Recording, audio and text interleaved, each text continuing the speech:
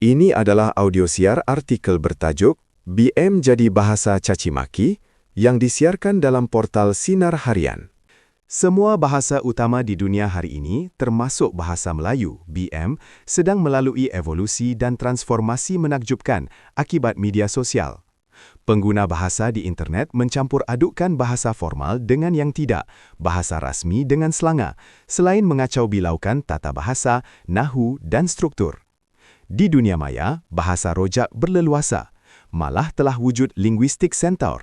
Centaur adalah makhluk daripada mitologi Greek yang separuh manusia separuh haiwan. Pada waktu yang sama, berlaku situasi The Wild West dalam kebahasaan, hukum hakam koboi, apa sahaja boleh. Mari kita melihat lebih jauh daripada itu. Nampaknya bukan bentuk sahaja yang berubah, tetapi kandungan dan fungsi bahasa itu sendiri. Di alam maya, BM telah jatuh darjatnya menjadi bahasa caci maki dan sumpah seranah. Bahasa Melayu yang kaya dengan keindahannya hari ini menjadi alat untuk menghina, mengecam, memfitnah dan memaki hamun. Adab, sopan dan rasa hormat hilang di kebencian dan kemarahan. Bagi saya, bahasa, apa bahasa sekalipun, adalah manifestasi sebenar sesuatu bangsa. Bahasa adalah cerminan daripada warisan keilmuan, kesarjanaan, dan kebudayaan yang panjang bagi bangsa yang menggunakannya. Pendeta Zaba menggunakan ungkapan asuhan budi dan perangai bergantung pada diri sendiri untuk menggambarkan betapa rapatnya nilai dan pandangan dunia orang Melayu tentang budaya dan bahasanya. Juga tentang kemampuan ilmu, taraf hidup dan kedudukan ekonomi kaum itu, Profesor Diraja Ungku Abdul Aziz melihat kebijaksanaan akal budi orang Melayu pada bahasa yang mereka warisi. Ini termasuklah pantun yang merupakan salah satu warisan terindah dalam tradisi kepengarangan Melayu zaman berzaman. Bahasa jiwa bangsa, alangkah indahnya ungkapan itu. Maka banyaklah tafsiran tentang ungkapan bermakna ini. Bagi saya, ungkapan ini membawa maksud bahasa menggambarkan nilai dan citra bangsa, bahasa menampilkan akal budi bangsa, juga adab dan kesopanan bangsa. Orang Melayu selalu dikaitkan dengan budi bahasa, sopan santun, keramahan, rasa pengasih, suka membantu, pemurah dan berbaik sangka. Terlalu banyak ungkapan lama, baik melalui pantun, syair, gurindam serta peribahasa, simpulan bahasa, perbidalan, serta seni kata lagu-lagu kanak-kanak dan orang dewasa turun-temurun yang mengarah ke situ.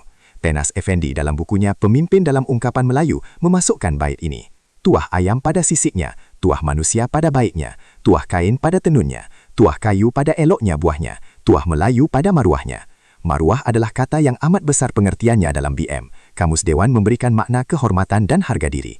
Maka bahasa memainkan peranan memancarkan kadasan itu. Bahasa juga memancarkan maruah Melayu yang sebenar.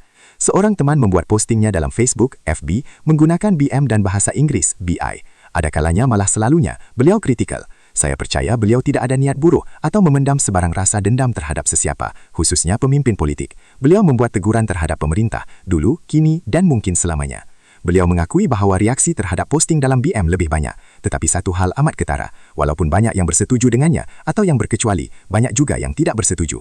Tetapi reaksi negatif dalam BM tidak sekadar menunjukkan pandangan berbeza, lebih 80% menggunakan bahasa yang kasar, menghina, memaki hamun dan mencaci. Beliau sudah terbiasa reaksi yang menggunakan kata-kata yang amat keras dan tidak wajar. Hal yang berbeza berlaku pada reaksi dalam BM. Ada yang marah dan bernada mengecam, tetapi selalunya tidak menggunakan bahasa kasar dan caci maki. Malah bagaimanapun marahnya orang yang membuat komentar, tetap menggunakan bahasa yang nahu dan ejaan terkawal. Saya dimaklumkan daripada beberapa pemantauan yang dibuat bahawa bahasa kasar, caci maki dan penghinaan dalam media sosial bukanlah sesuatu yang aneh, malah menjadi norma. Ada yang menyebutkan mentaliti kerenggah dalam media sosial. Apabila seorang menyerang, maka yang lain, ada kalanya tanpa mengetahui duduk perkara sebenar, turut menyerang, macam sekawan kerenggah.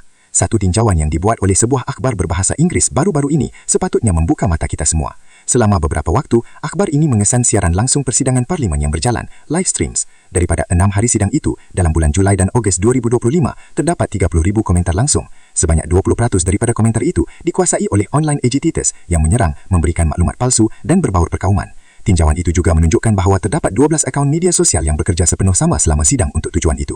Kita tentu boleh mengagak apakah tujuan sebenar wujud akaun-akaun seperti ini, sebahagian besarnya dalam BM. Pada pendapat saya, hal ini melampaui sekadar soal kebebasan bersuara. Tiada siapa yang mempersoalkan hak itu. Siapa sahaja boleh memberikan pandangan, tetapi kebebasan bersuara bukan lesen untuk menggunakan bahasa yang kasar dan memalukan. Ada yang menyamakan pengguna media sosial dengan pemandu di jalan raya. Banyak pemandu kita sebenarnya orang yang tertib, berhemah dan berbudi bahasa apabila di rumah dan di pejabat. Tetapi apabila berada di belakang steering, mereka menjadi monster. Begitu juga agaknya sebahagian pengguna media sosial. Mereka orang yang tertib, berhemah dan berbudi bahasa di rumah dan di tempat kerja, tetapi menjadi monster di alam maya. Atau mungkinkah juga bangsa di sebalik BM yang indah itu turut berubah? Atau mungkin juga akal budi dan kesopanan yang mencorakkan jati diri dan kepribadian orang Melayu itu sendiri sedang melalui perubahan drastik. Maka korbannya adalah bahasa. Suara rakyat.